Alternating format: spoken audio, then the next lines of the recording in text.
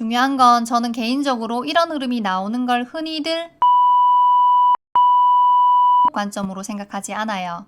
하이, 한량입니다. 저는 주식 투자를 할 때 참고하는 이 차트를 흔히 말하는 주가를 관리하는 세력이 만들어낸 그림 작품이라 생각하고 있습니다. 특히 차트 흐름상 눈에 띄는 거래대금과 큰 변동성이 나타난 캔들은 절대 개인 투자자의 힘으로 만들어낼 수 없는 캔들인데요. 이렇게 장대 양봉을 만들면서 큰 상승이 발생한 종목은 보통 당일 단타 트레이딩을 하는 사람들의 매매 대상이 됩니다.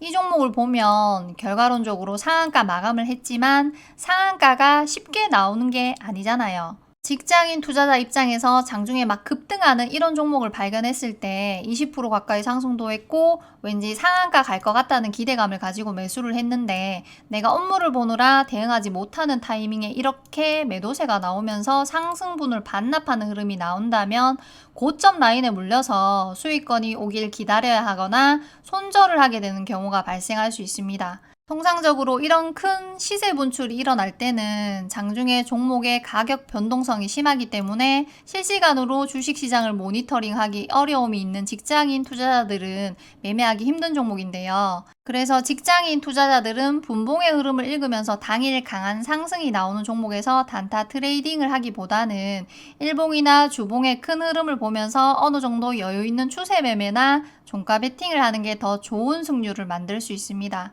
투자 회전율을 높이는 가장 좋은 방법은 첫째 정배열 흐름인 종목, 그리고 두 번째 거래대금이 많이 발생하면서 어느 정도 상승폭이 있는 양봉 캔들이 만들어진 종목, 보통 기준봉이라고 하죠. 그리고 셋째, 재료가 아직 상승 지속성을 가진 종목에서 매매를 하는 게 좋은 건 다들 알고 계실 텐데요. 당일 단타 매매를 하던 단기 스윙 트레이딩을 하던 어찌됐든 종목을 핸들링하는 세력의 의도를 파악하고 그 흐름에 맞춰서 매매를 해야 좋은 결과를 얻을 수 있는데요. 방금 말한 조건을 만족하는 종목에서 눌림목이나 종가 베팅 타이밍을 잡아볼 만한 확률 높은 흐름에 대한 개인적인 관점을 공유해 볼까 합니다. 먼저 거래대금이 발생한 의미 있는 기준봉이 만들어지고 나서 지금 보시는 현대로템처럼 위로 빵빵 치면서 추가 상승이 나오는 흐름이 나올 수 있고 아니면 퍼스텍처럼 기준봉을 기준으로 주가가 조정받는 흐름이 나올 수 있는데요. 현대로템 같은 흐름이 나오는 종목은 지금부터 이야기해볼 눌림목 관점이 아니라 다른 관점으로 접근해야 하는 종목이고 퍼스텍 같은 흐름이 눌림목 관점에 해당되는 흐름입니다. 퍼스텍 분봉 흐름을 보시면 이렇게 주가가 옆으로 횡보하는 흐름을 보실 수 있는데요. 이렇게 분봉상 주가가 횡보하는 흐름에서 위로 상승을 기대하고 매수 진입을 생각해 보신 적 있으실 겁니다. 일단 차트 흐름상 저런 흐름이 나올 때는 호가창상으로 일정 가격의 매수 호가와 매도 호가에 위아래로 물량을 막아놓고 그 구간 안에서 주가가 흘러가게끔 컨트롤할 가능성이 높은데요.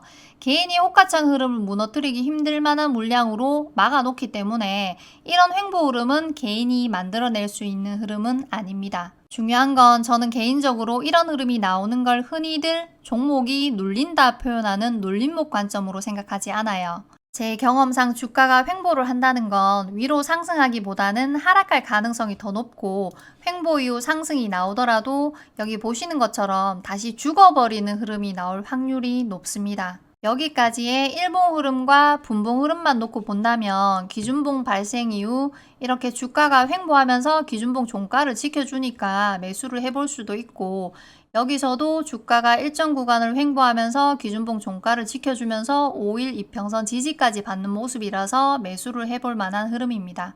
하지만 저는 분봉상 이런 흐름이 나올 때 매수를 하기보다는 이런 흐름이 나온 다음 매수 진입을 생각해 보는 편인데요. 이런 흐름이 나오면 대부분 일봉 차트상으로는 이렇게 밑꼬리가 달리는 캔들이 발생할 확률이 높고 저는 개인적으로 이런 구간을 눌림목 구간이라 생각하고 있습니다. 원리에 대해 간단하게 생각해보면 기준봉이 발생하고 이렇게 횡보를 하는 구간에서는 개인 투자자들이 종목을 매수할 기회가 많겠죠.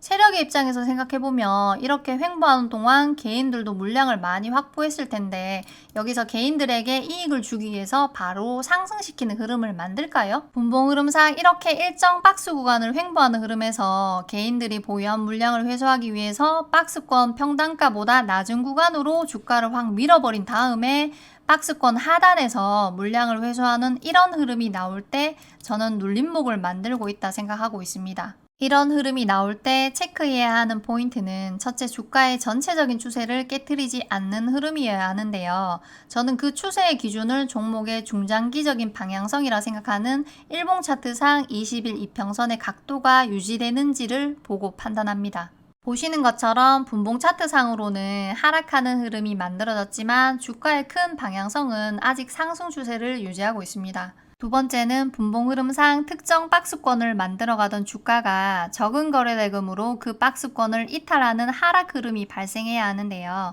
중요한 건 거래대금이 적게 발생하는 하락이어야 하고, 눈치채신 분들도 있으시겠지만 분봉 차트상 이런 하락 흐름이 신뢰도 높은 눌림목 흐름으로 볼 수 있습니다. 분봉 흐름상 여기 이런 하락과 이런 하락은 차이가 있는 게 눈으로 보이시죠?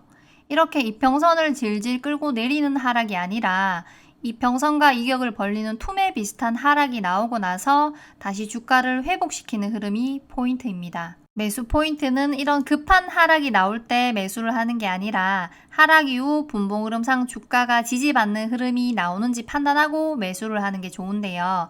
직장인 투자자의 경우는 장 마감 시간 근처에 내 관심 종목 중에서 이런 흐름이 발생했다면 이쯤에서 흐름을 보고 종가 베팅의 개념으로 접근해 볼 수 있겠네요. 이런 최저점 매수를 생각할 게 아니라 이 구간 어딘가에서 매수를 했다면 적어도 여기 몰려있는 사람들보다는 평균 단가가 유리한 포지션인 게 중요합니다.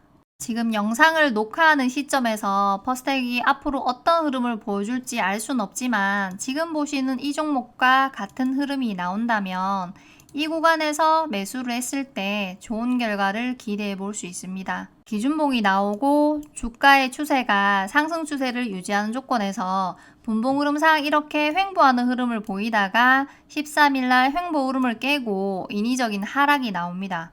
하락 후 일정 구간에서 주가를 유지시키면서 이 구간 물량을 소화하고 장 막판에 상승시키면서 일봉 차트상으로 꼬리를 달아주었는데요.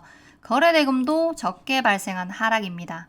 보시는 것처럼 일봉 차트 추세를 이탈시키지 않으면서 인위적인 하락을 만드는 작업을 반복하고 나서 상승 준비가 끝나면 이런 큰 시세 분출이 나올 가능성이 높아집니다. 이런 구간에서 매수를 하는 것도 좋지만 세력의 의도를 파악하고 이런 구간을 공략한다면 더 좋은 결과를 얻을 수 있지 않을까요? 일봉 차트상 이 캔들도 밑꼬리가 있고 거래대금이 적은 음봉 캔들인데 그럼 여긴 왜 이런 흐름이 나온 거냐라고 생각하실 수도 있는데요. 앞에서도 말했지만 분봉 흐름상 일봉을 만들어낸 흐름이 여기서 보는 이런 흐름들하고 차이가 있는 게 보이시죠?